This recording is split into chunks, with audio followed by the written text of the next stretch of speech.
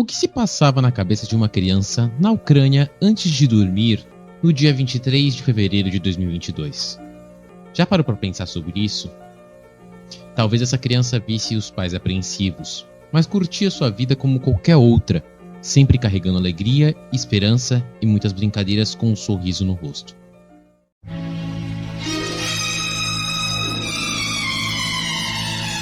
Mas como num filme de terror, essa criança acordou assustada, com medo e apressada por seus pais na madrugada do dia 24 de fevereiro de 2022.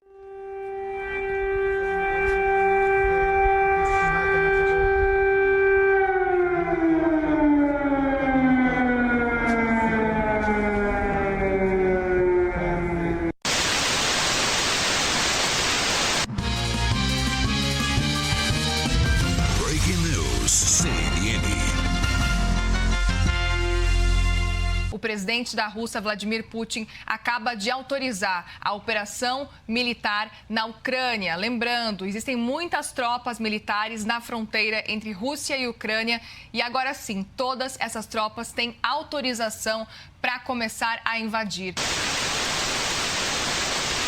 Já há confirmação de que os russos estão invadindo, estão atacando agora a capital da Ucrânia, Kiev. Who resist? Oh, I tell you what, I just heard a big bang right here behind me. I thought we shouldn't have done the live shot here.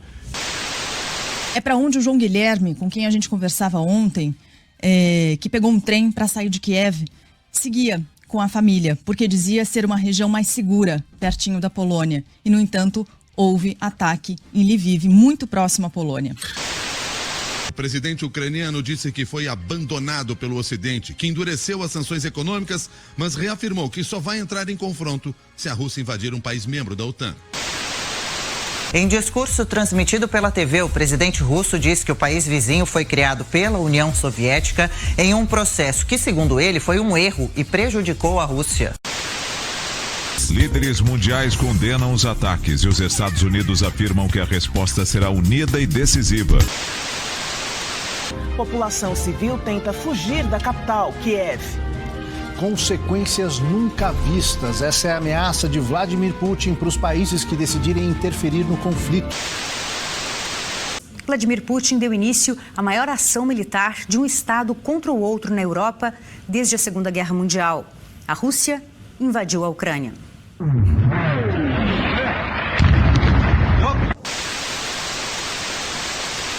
Eu acho que a grande pergunta que fica agora é a seguinte: até onde a Rússia quer chegar?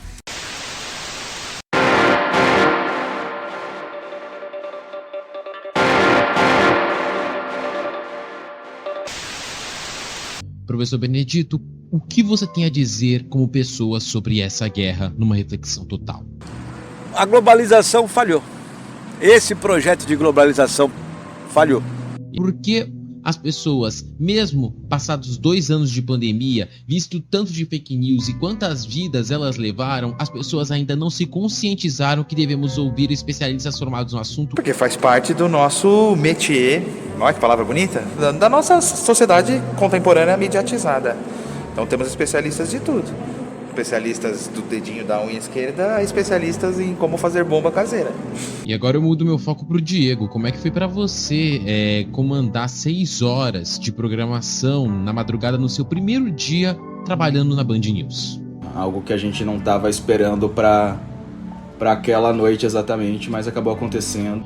Aline, vemos uma guerra acontecendo. Qual sua opinião sobre a forma que a mídia brasileira está retratando essa guerra? O que eu vejo me deixa bem triste, né? Porque parece que o objetivo é deixar a população ansiosa e com medo. E assim, a guerra não é algo bonito e eu tenho certeza que ela não deve ser romantizada. Qual é o principal gatilho que essa guerra ativa nas pessoas? O medo da morte. É o medo da morte, que você não sabe o que vai acontecer.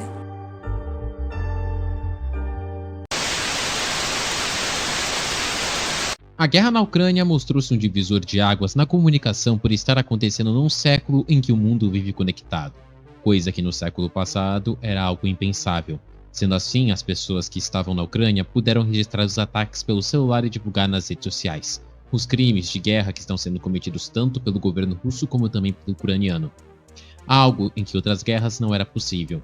Lembrando que a guerra na Ucrânia está acontecendo durante um período pandêmico, que ficou marcado pela disseminação de notícias falsas, fazendo com que as agências de checagem de fatos ficassem a postos para desmentir qualquer fake news sobre a guerra. Olá, sejam muito bem-vindos e muito bem-vindas. Meu nome é Christopher Leporte e sou o seu anfitrião nesse podcast. Cobertura em análise, guerra na Ucrânia.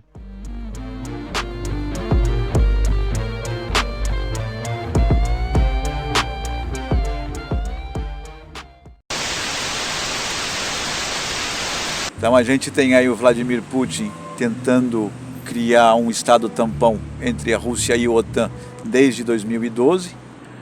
O Ocidente e os governos pró-ocidentais a partir de 2014 forçando a entrada da Ucrânia na OTAN. E isso o Putin não ia permitir nunca, porque é uma questão de segurança nacional. Você imagina os Estados Unidos com uma base russa em Cuba, né, com mísseis de ataque em Cuba. Qual seria a reação dos Estados Unidos? Na minha visão, a Rússia está corretíssima.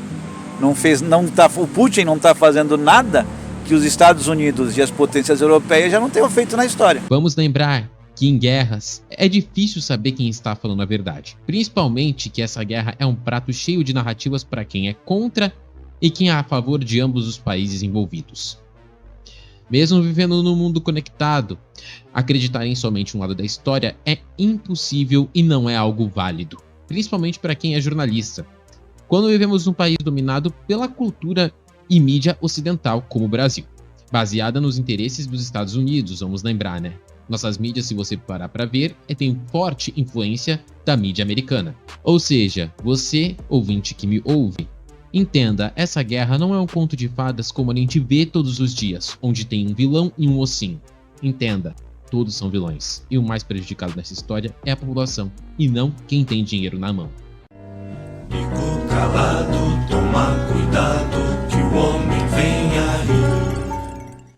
A primeira ofensiva russa em tentar censurar as notícias sobre a guerra na Ucrânia pelas mídias independentes e dentro e fora do país aconteceram no dia 26 de fevereiro de 2022. O regulador russo de comunicações Roskomnadzor alertou 10 meios de comunicações locais que restringiria o acesso de suas publicações, ao menos que parassem de espalhar o que chama de informações falsas, incluindo referências à operação militar na Ucrânia, como ataque, invasão ou declaração de guerra. Na terça-feira do dia 1º de março, projéteis russos atingiram a principal torre de rádio e televisão de Kiev. O ministro de Defesa da Ucrânia escreveu no Twitter que o objetivo da Rússia era quebrar a resistência do povo e do exército ucraniano, começando uma ruptura de conexão e a disseminação maciça de mensagens falsas de que a liderança do país ucraniano aceitou desistir. Já na quinta-feira, dia 3 de março, a pressão do governo russo já havia levado ao fechamento de diversos veículos independentes como a Rádio Eixo de Moscou e o canal de televisão TV Dejor. No dia seguinte, o governo anunciou que bloquearia o acesso aos veículos com versão em russo e que são produzidos fora do país, como A Voz da América, BBC, The Deutsche Welle, Rádio Free Europe, Liberty e Medusa. Não ficou claro se a lei se aplicaria aos jornalistas que trabalham na Rússia, mas que produzem conteúdo em idioma diferente do local. Logo após a aprovação da proposta pela Duma, contudo, a emissora britânica BBC, as norte-americanas CNN Bloomberg e a canadense CBC anunciaram suspensão temporária do trabalho de seus jornalistas no país. Para evitar sanções, o jornal independente russo Nova Gazeta, cujo editor recebeu no ano passado o Prêmio Nobel, anunciou a remoção de conteúdo sobre a Ucrânia. Na sexta-feira, dia 4 de março, os veículos de comunicação sofreram um grande golpe do então presidente russo Vladimir Putin, que assinou um decreto onde jornalistas que se referissem à incursão russa na Ucrânia como guerra ou invasão poderiam ser condenados a 15 anos de prisão. Segundo o governo russo, a nova legislação serve para combater notícias falsas. Na prática, aumenta as barreiras para a divulgação de informações, principalmente sobre o conflito que ainda acontece na Ucrânia. Também naquela sexta-feira, o órgão regulador russo, Roskomnadzor, bloqueou o acesso da população ao Facebook e ao Twitter. O órgão já havia restringido parcialmente e reduzido o acesso às redes sociais pela disseminação do que considerou informações falsas, sobre a ação das forças russas em território ucraniano. A Meta, a empresa responsável pelo Facebook, teria restringido as contas oficiais de 4 veículos de comunicação russos: o canal de televisão militar Zvezda, a agência de notícias oficial RIA Novosti, o portal Lenta e o jornal Gazeta Russia. A Procuradoria-Geral da Rússia considerou que a decisão da companhia de tecnologia norte-americana violava o direito dos cidadãos de acessar, receber, transmitir e produzir e divulgar livremente informações de forma lícita, conforme previsto no artigo 29 da Constituição do país. Será que eu falei o que ninguém dizia? Será que eu escutei o que ninguém ouvia? Eu não vou me adaptar. Começando nossa roda de entrevistas e análises, eu falo agora com os jornalistas Diego Sarza e Fernando Martins, um da Band News TV e o outro da Jovem Pan News TV.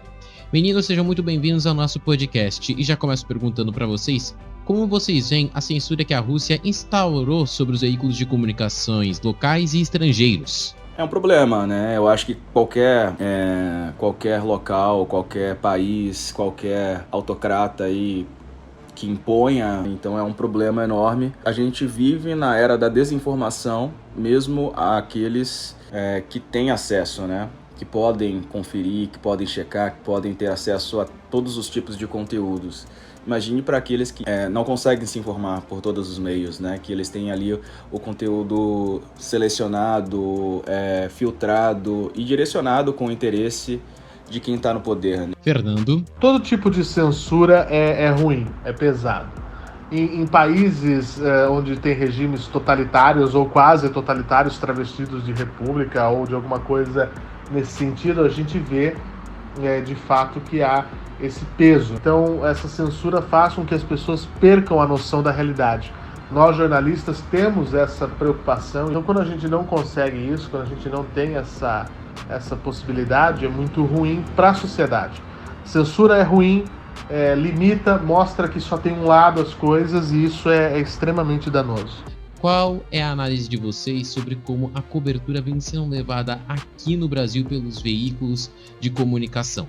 Eu acho que são coberturas bem aprofundadas, né? Algumas emissoras demoraram um pouco mais para achar o tom, outras conseguiram mais rapidamente, mas acho que todas fazem um bom trabalho na medida do possível, né? Fernando. Eu vejo que os veículos estão se esforçando para trazer informações, para explicar os porquês, por que há esse conflito, qual que é o interesse geopolítico, qual que é o interesse econômico.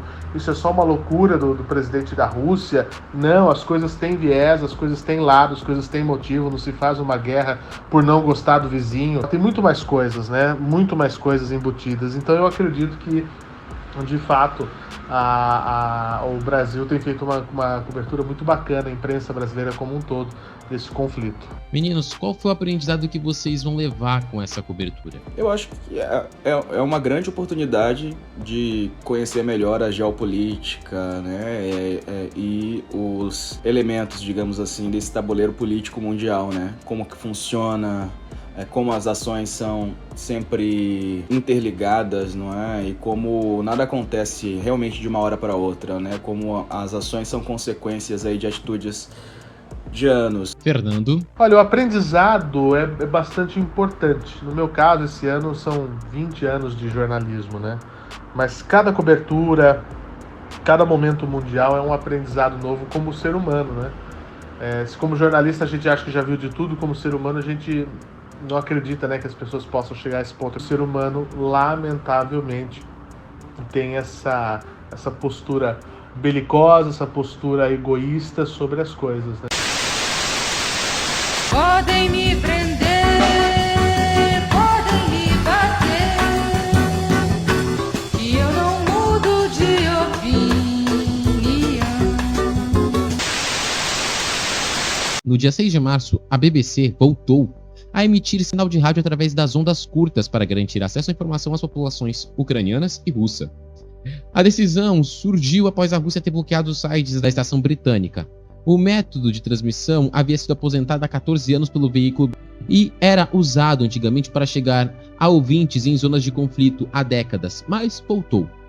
O diretor da BBC, em comunicado, Tim Davie, falou: "É comum dizer que a verdade é a primeira vítima numa guerra. Em conflito em que a desinformação e a propaganda são pródigas, e existem a clara necessidade de notícias factuais independentes nos quais as pessoas possam confiar. Na última semana de fevereiro, a audiência do site ucraniano da BBC mais que dobrou em relação ao ano anterior para 3.900.000 visitantes, de acordo com a emissora. Milhões de russos também estão recorrendo à BBC. A audiência de seu site de notícias atingiu um recorde de 10.700.000 na mesma semana em que começou a guerra, mais do que o triplicado de sua média semanal até agora em 2022. A BBC atualmente é considerada como a principal inimiga do governo russo. Outros meios de comunicação ocidentais também experimentaram um aumento na audiência. As visitas às plataformas digitais do jornal inglês The Guardian pelos público russo e ucraniano aumentaram em 180 em relação a janeiro.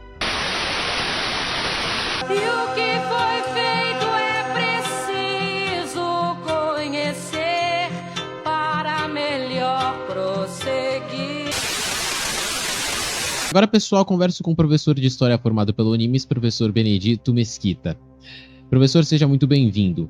E já começo perguntando qual é a história da Rússia com a censura. A censura existe até aqui no Brasil.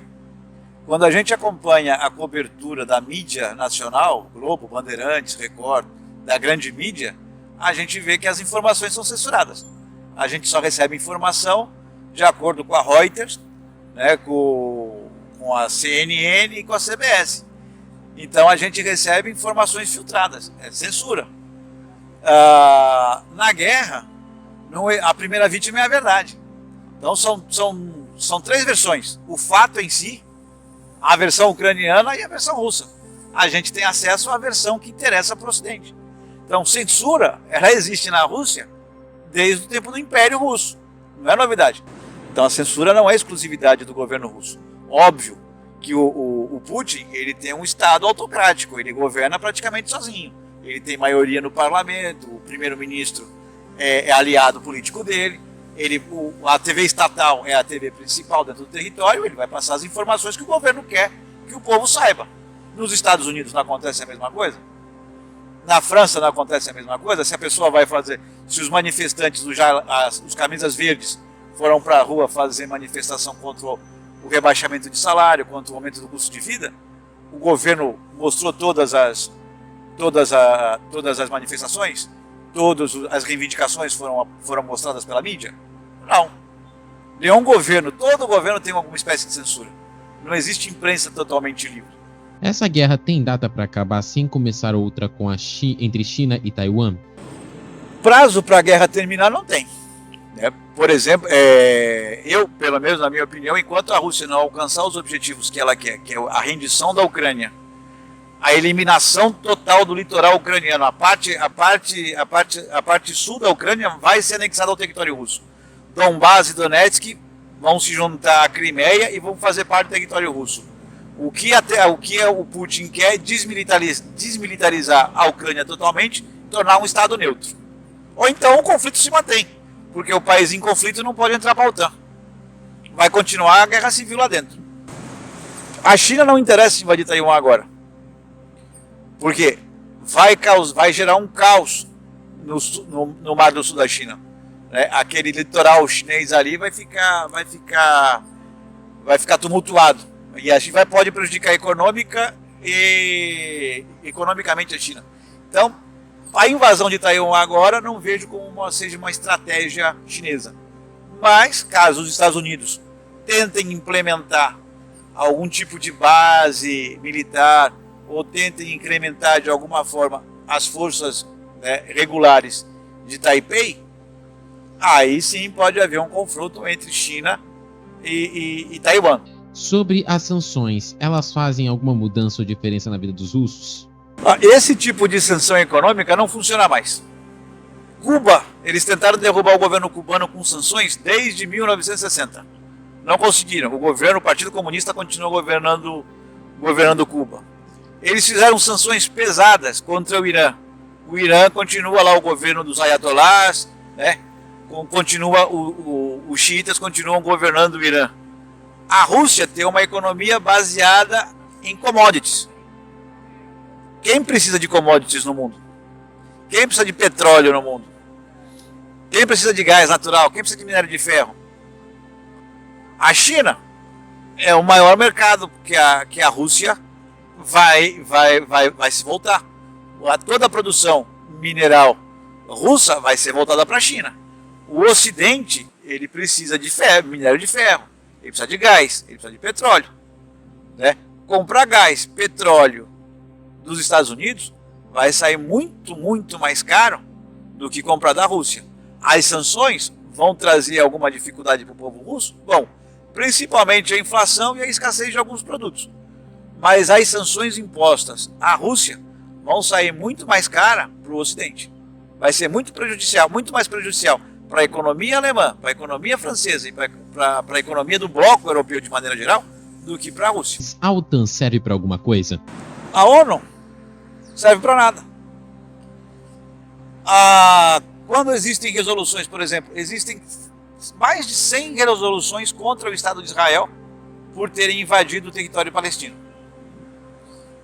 O Benjamin Netanyahu, declaração dele no parlamento israelense: enquanto os Estados Unidos forem a maior potência militar do mundo, não vou cumprir resolução nenhuma. Então a ONU é meramente decorativa. O que seria uma organização para a defesa da paz internacional perdeu sentido. Não consegue mais cumprir as finalidades. É igual a Liga das Nações. Quando a Liga das Nações foi criada depois da Primeira Guerra Mundial, né, ela tinha como objetivo evitar conflitos, novos conflitos na Europa. Não funcionou, não deu certo. Veio a Segunda Guerra Mundial. A Liga das Nações foi dissolvida. Depois, em 1949, foi criada a ONU, a Organização das Nações Unidas, com o mesmo intuito. Hoje, perdeu o efeito, não tem mais sentido a ONU na atual organização dela. Professor, por que numa guerra colocam um atacado no pedestal? Sendo que no contexto histórico, a Ucrânia, antes do ataque, não pode ser considerado um santo, ou pode? Não existe santo, né? Como eu falei no começo, o Zelensky era um palhaço que virou presidente. E ele virou presidente num golpe na sequência de um golpe de Estado.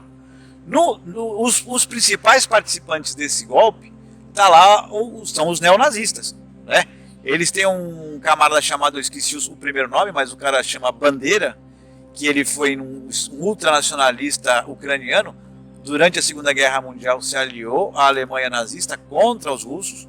Depois da Segunda Guerra Mundial, né, teve lá um processo de revolução, os ultranacionalistas foram derrotados e a Ucrânia foi reincorporada à União Soviética pelos comunistas que venceram a guerra, né, venceram a Guerra Civil. Então o que acontece? A Ucrânia ela tem uma grande influência neonazista.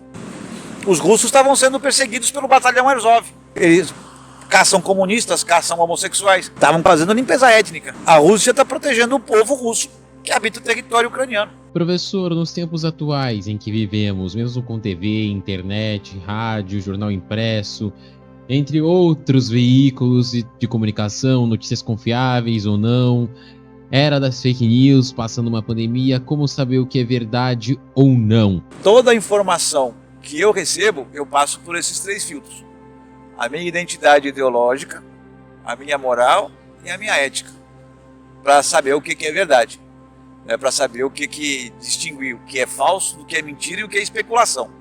Numa guerra não existe verdade, a verdade é a primeira vítima. Existem narrativas, tanto do lado russo quanto do lado ucraniano. Em volta do fogo, todo mundo abrindo o jogo, conta o que tem pra contar.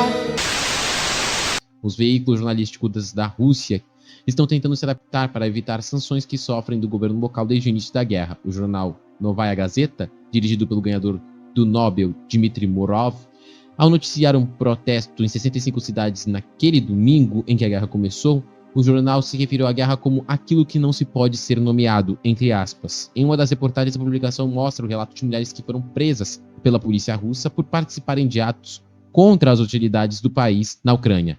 Elas contaram ao jornal que os policiais as chamaram de cadelas, prostitutas, baratas, entre outros nomes. Segundo a apuração do jornal, mais de 3.000 pessoas foram presas nos atos pela paz ocorridos lá na Rússia. Ao usar o termo a alternativa à palavra guerra, o jornal lembrou aos leitores que fez isso sob a ameaça de um processo criminal de jornalistas e o fechamento da mídia. O Novaya Gazeta é um dos poucos veículos independentes que sobraram no país depois do endurecimento do regime de Vladimir Putin. O site Moscow Times, que produz notícias sobre a Rússia em inglês, adotou um novo termo considerado correto pelo governo russo para se referir à guerra, mas só utiliza entre aspas como forma de protesto. O veículo informou que naquela semana mais de 150 jornalistas deixaram o país em busca de segurança. Ainda de acordo com o Moscow Times, os números de cidadãos que começaram a baixar aplicativos de VNP aumentou em 2.691%. Com esses programas é possível acessar sites bloqueados pelo governo e evitar o rastreamento das conexões. Um dos sites mais críticos ao governo Putin é o Medusa. O portal reúne notícias sobre todos os países da antiga União Soviética. No caso da guerra contra a Ucrânia, a publicação não mudou o tom. Isso porque o site está registrado fora do domínio do governo russo, na Letônia. Segundo a ONG Odvol Info, que monitora manifestações pelo mundo, mais de 10 mil pessoas já foram presas na Rússia desde que a invasão na Ucrânia começou no dia 24 de fevereiro. Minha vida, meus mortos, meus caminhos tortos. Agora vamos conversar com o professor e coordenador do curso de Relações Internacionais da Unip Rangel, Rubens Lopes. Seja muito bem-vindo. Vamos à nossa primeira pergunta. Durante o início da guerra, muitas pessoas quiseram entender o porquê do conflito Rússia versus Ucrânia, porque o interesse da população só ocorre quando a primeira bomba é lançada. Não é só quando a primeira bomba é lançada, é quando é feita a cobertura midiática direcionada para nós, para o Ocidente. Professor, como o senhor analisa o mundo acadêmico de relações internacionais de graduação durante essa guerra na Ucrânia? Provavelmente a gente fica na reflexão daquilo que é apresentado midiaticamente para nós. Professor Rubens, o que é relações internacionais e o que vocês podem encarar como temas dentro de sala de aula? Relações internacionais é uma disciplina sempre atual. Então, eu posso falar da guerra da Rússia, como posso falar do tapa do Will Smith no Chris Rock. Um é um viés de segurança, a gente está falando de Estado, de guerra, outro a gente está falando de cultura, a gente chama de soft power.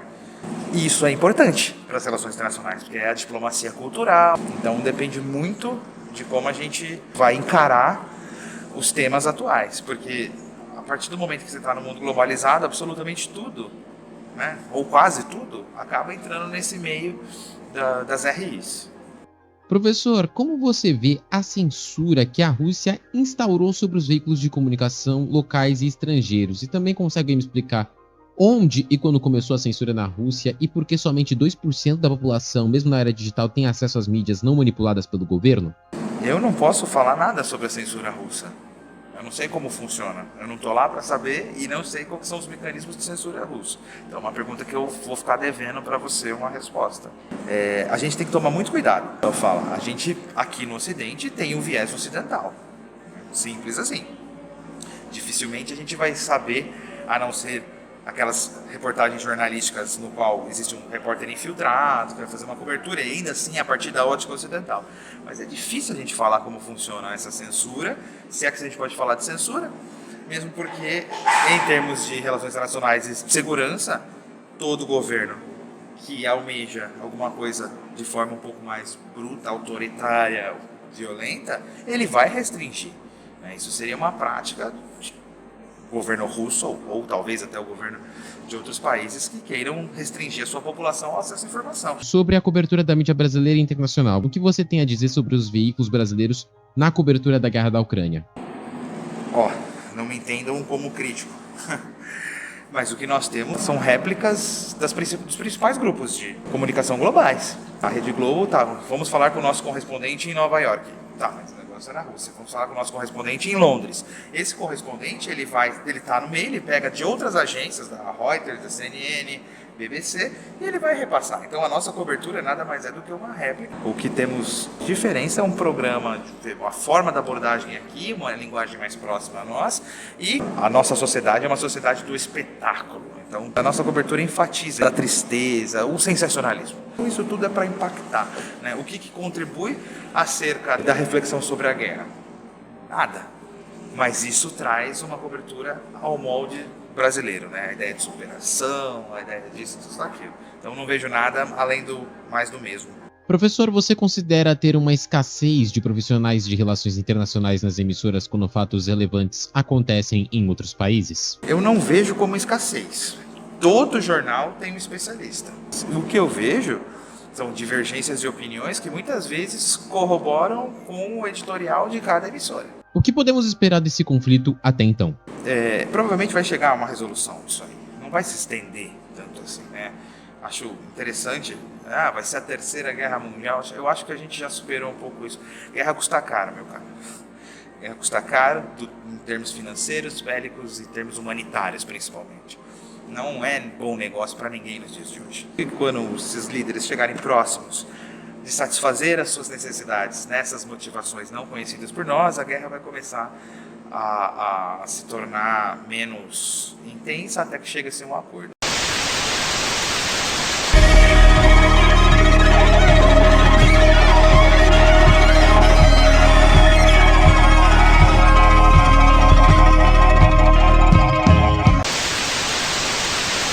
Na segunda-feira, dia 28 de fevereiro, na capital ucraniana Kiev, uma equipe de reportagem da rede de televisão britânica Sky News sofreu um ataque do grupo paramilitar russo durante a cobertura da guerra na Ucrânia. 2 membros da equipe de TV britânica foram atingidos pelos disparos dos paramilitares russos. Já no domingo 13 de março, a agência de notícias Reuters afirmou que o chefe da polícia da região de Kiev, que o jornalista norte-americano do The New York Times, Brent Reynolds, de 50 anos, foi alvejado e morto por soldados russos na cidade de Pring, nos arredores de Kiev, na Ucrânia. Ainda segundo a polícia, outro repórter que estava com o jornalista morto também foi atingido e levado a um hospital. O governo dos Estados Unidos não se manifestou sobre a morte do jornalista. Já no dia 14 de março, uma funcionária da TV estatal russa, Canal 1, interrompeu um programa ao vivo para protestar contra a guerra na Ucrânia. A manifestante foi reconhecida como Marina Ozakniova.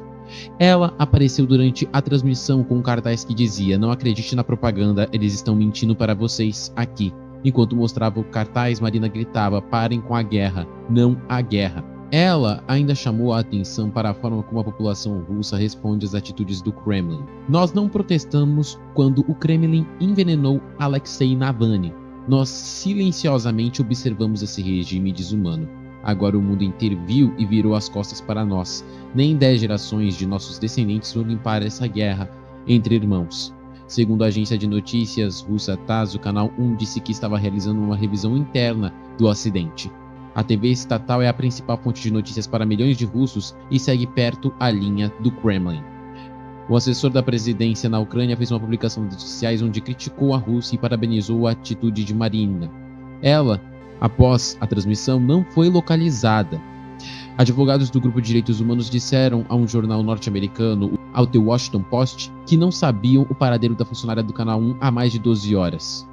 O Comitê de Investigação da Rússia iniciou uma verificação pré-investigação contra a Marina, sob a alegação que ela invadiu o estúdio, conforme a agência de notícias estatal russa TASS. O Alto Comissariado dos Direitos Humanos nas Nações Unidas pediu que a Rússia não punisse a jornalista Marina Ozakniova, do Canal 1, por conta do seu protesto contra a guerra na Ucrânia. Após mais de 14 horas, a jornalista russa Marina Ozakniova, que fez um protesto anti-guerra na TV estatal russa, apareceu e disse à imprensa que foi interrogada por autoridades durante mais de 15 horas e não teve direito de aconselhamento jurídico. Marina respondeu ao tribunal por infração administrativa e foi considerada culpada na terça-feira do dia 15 de março. O cinegrafista Pierre Zarkieski, do canal americano Fox News, e a jornalista ucraniana Oleksandra Kruznova morreram em um ataque na Ucrânia, de acordo com o que informou a emissora, no mesmo dia 15 de março. Os dois foram atingidos no mesmo ataque que o correspondente da emissora Benjamin Hall, sobre o qual se divulgou na segunda-feira, o dia anterior, se feriu. Ambos estavam viajando em um carro em Orenka, na região de Kiev, quando foram atingidos. O jornalista André Lincoln, que atuou na cobertura da guerra da Rússia contra a Ucrânia como correspondente do UOL e a Folha de São Paulo por 5 semanas, decidiu deixar a Ucrânia no dia 27 de março, um domingo. Ele relatou atos de censura por parte das forças policiais e criminalização de jornalistas pelo governo ucraniano. O fato dele ter nascido no Brasil, mas viajar com passaporte norueguês, incomodou um soldado que chegou a ameaçar com um fuzil em punho ele e sua equipe se não entregassem aos soldados seus telefones. No dia 26, o presidente ucraniano Volodymyr Zelensky decretou uma lei marcial que prevê até 12 anos de prisão para jornalistas que mencionem em seus artigos informações que possam, segundo o governo ucraniano, ser usadas pela Rússia para futuros ataques contra a Ucrânia. Entre os pontos diversos previstos na lei, jornalistas não podem mencionar locais, datas e outros dados específicos sobre eventos sem que as autoridades da Ucrânia tenham antes autorizado a publicação. Dias antes, na cidade de Zaporizhia, no sudeste da Ucrânia, um grupo de policiais já havia abordado André Lincoln e sua equipe exigindo uma senha que provaria sua real identidade. Sem entender o que eles estavam perguntando, e ele percebeu que era um teste, com uma mentira, ele simplesmente disse a verdade, que ninguém nunca havia lhe dado uma senha. Por causa disso, eles foram tirados do carro e interrogados como se fossem responsáveis por algum crime muito grave. No mesmo dia, outros fotógrafos foram levados contra a vontade para uma delegacia em Zaporizhia e mantidos lá até que seus empregadores, neste caso, a revista de um grande jornal norte-americano, conseguisse entrar em contato com as autoridades locais provando a identidade dos fotógrafos. Já um fotógrafo polonês foi severamente agredido por policiais no centro de Kiev em plena luz do dia e praticamente à vista de todos no local. Após apresentar sua credencial, ele ainda foi acusado de falsificar sua identidade, agredido fisicamente e exposto à violência moral. As autoridades ucranianas foram procuradas, porém não mandaram nenhuma resposta. Nas redes sociais, jornalistas ucranianos até então estão se manifestando publicamente com medo dessas ações e perseguições. Eles, mais que todos, são os mais vulneráveis em relação à censura e à violência do Estado ucraniano. Desde o início da guerra, no dia 24 de fevereiro, um jornalista foi morto por semana em média na Ucrânia. A responsabilidade por essas mortes recaiu sobre as tropas russas, mas sabemos que as chances de que esses profissionais tenham sido mortos por ucranianos e não por russos é muito grande. O governo tem criminalizado os jornalistas, responsabilizando eles pelos recentes ataques russos que atingiram pontos estratégicos do país. Ao mesmo tempo, em posse de armas e fundos enviados por dezenas de países europeus e pelos Estados Unidos, o governo ucraniano está conseguindo reverter a situação, de não apenas se opor à invasão russa, mas também ensaiar um possível contra-ataque para recuperar as áreas ucranianas ocupadas desde 2014. Nessa posição, o governo se sente menos dependente da opinião pública. Como pode se comunicar diretamente com os apoiadores nas redes sociais, o governo de Zelensky deve ter interesse em jornalistas que atuam com independência. Esse menino tá sozinho, caminhando à frente de um grupo de adultos ali, né? E deu para ouvir claramente ele soluçando, chorando, ele caminha ali, né? É de cortar o coração um negócio desse, né? É uma coisa assim absolutamente indescritível, sem querer piorar o que já é ruim aqui, mas é quase insuportável. Ele está indo para a Polônia, né? Para onde vão muitos refugiados que saem da Ucrânia, tá tentando se proteger aí do frio na medida do possível, né? O que foi feito da vida? O que foi feito do amor?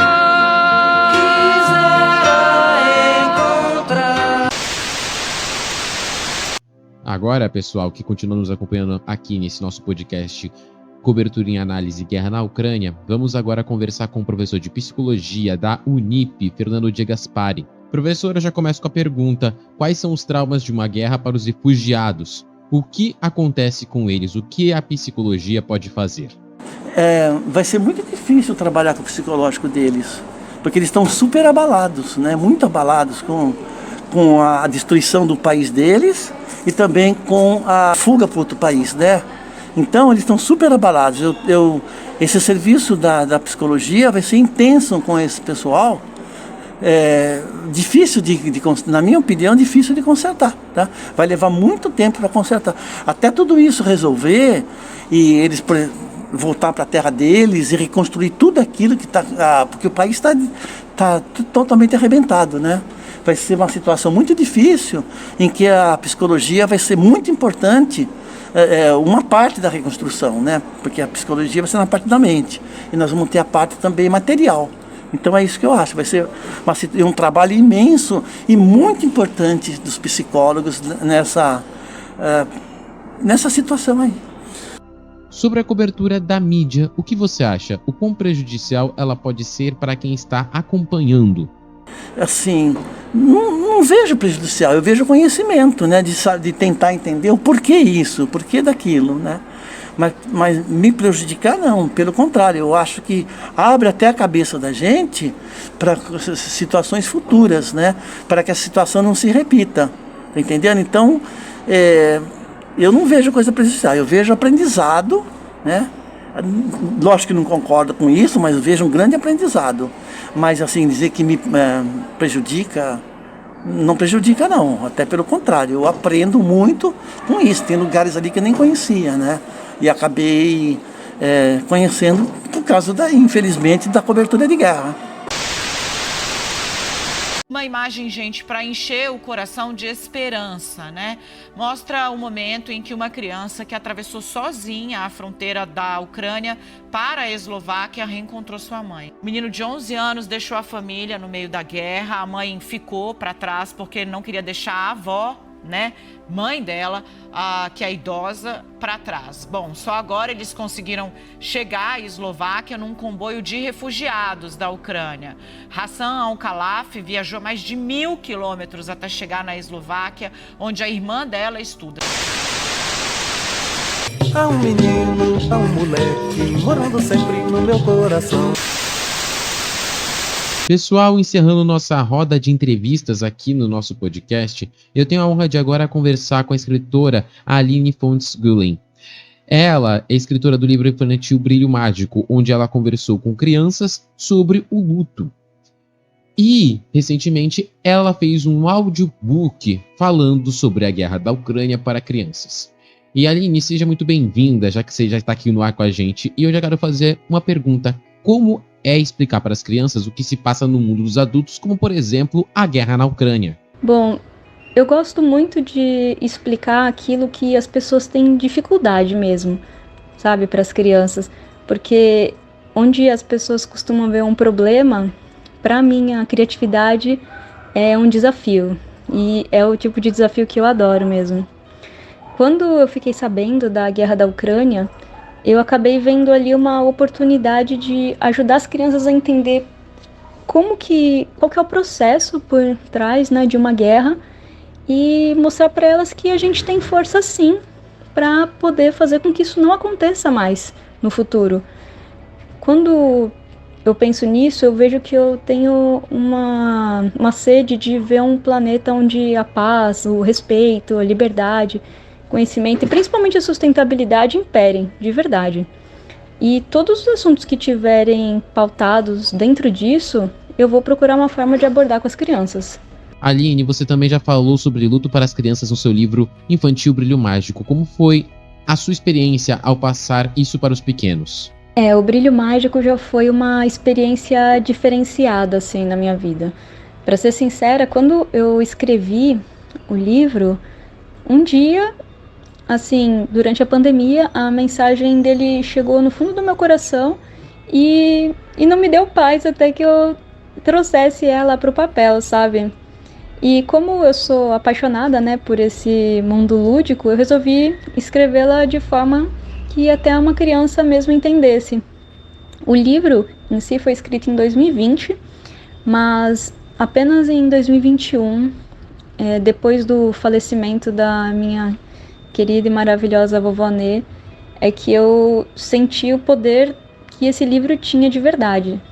O Brilho Mágico, ele conseguiu acalentar o meu coração de uma forma que, assim, nenhum meus pêsames ou meus sentimentos de pessoas próximas, assim, conseguiu, sabe?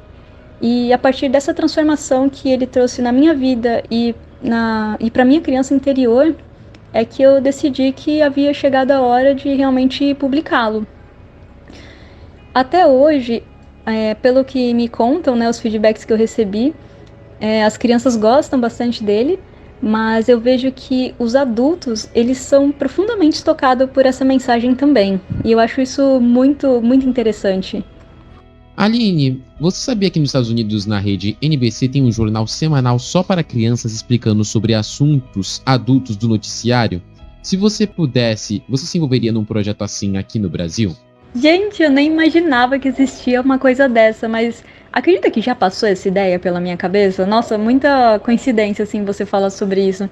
E, gratidão por essa informação. Realmente é algo que eu vou procurar saber mais mesmo e ver algumas reportagens, porque me interessa bastante o assunto. Com certeza eu me envolveria num projeto assim aqui no Brasil. Eu vejo que é muito, muito importante mesmo explicar as coisas que estão acontecendo para as crianças. Além do mais, eu sou a favor de motivá-las a pensar numa solução para esses problemas que são expostos, sabe? Para que elas comecem realmente a criar senso crítico e usem a criatividade delas de uma forma mais ativa, sabe? Para resolver problemas mesmo. O que eu gostaria, assim, de verdade, é ser parte de um movimento que auxilia no desenvolvimento das crianças e dos jovens, para que eles realmente se importassem com o planeta, num contexto geral, assim, tanto com seres humanos quanto com todo o resto da natureza, né? Porque nós somos parte da natureza.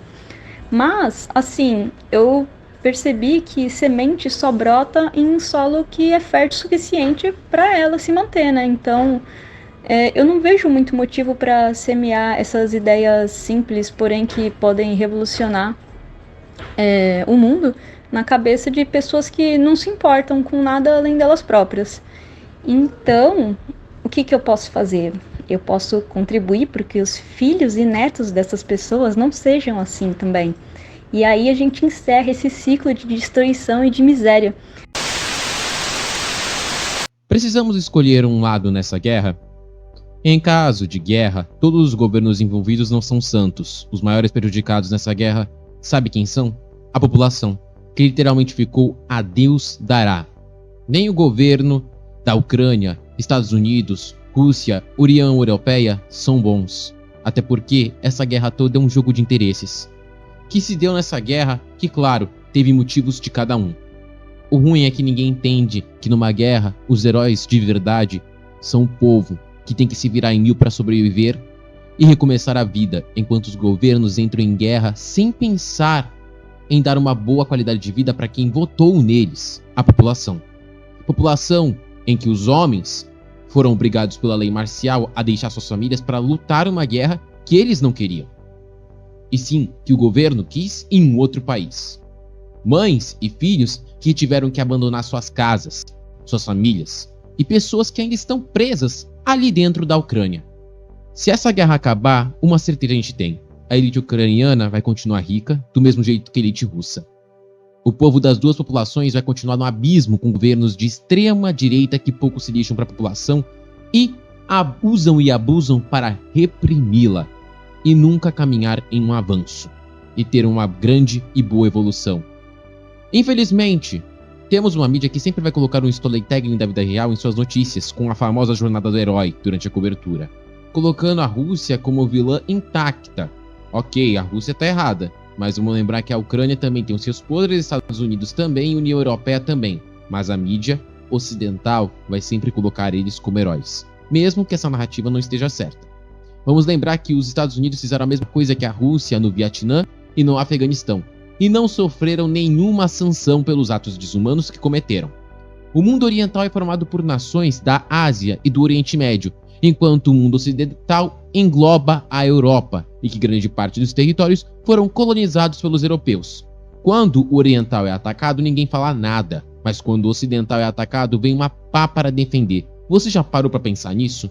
Entramos na questão do homem branco europeu privilegiado que não pode ser atacado, nada pode se acontecer. Enquanto o oriental, os países árabes da Ásia Ocidental, Israel, Irã e seus respectivos grupos étnicos podem ser bombardeados e tudo mais. Vimos muitos jornalistas nessa cobertura de lá de fora relatando isso. São pessoas normais iguais a nós, o que demonstra a separação de quem pode ser atacado e quem não pode, quem pode ter uma qualidade de vida e quem não pode. Nessa guerra, o ideal não é escolher um lado e sim entender profundamente como funciona a geopolítica desses países e o porquê do confronto e tentar ajudar ao máximo a população, e é que é a única que está sendo fodida, correndo para várias partes do mundo tentando se salvar junto com seus familiares. Que o Alan me contou que o mundo vai terminar num poço cheio de merda. Chegamos ao ponto final desse podcast, que teve a produção, direção e apresentação minha, Christopher Leforte, que na criação do roteiro teve apoio dos textos de diversos sites de notícias verificados e confiáveis que faço questão de citar.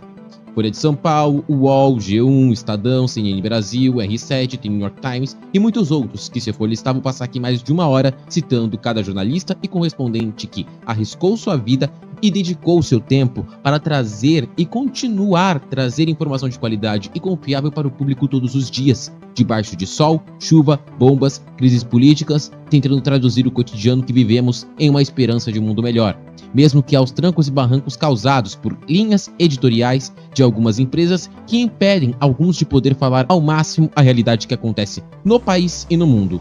Agradeço a esses profissionais e aos nossos participantes, a escritora Aline Gulen, o professor de História Benedito Mesquita, os jornalistas Diego Sarza e Fernando Martins, o professor de Relações Internacionais da Unip, Rubens Lopes, e o professor de Psicologia Fernando Dia Gaspari, que cederam seu tempo respondendo as minhas perguntas. E agradeço também a sua companhia que me aguentou até o fim, lhe desejando que você fique na paz e um até mais em breve. Eu sou Christopher Leforte e esse foi o Cobertura em Análise, Guerra na Ucrânia.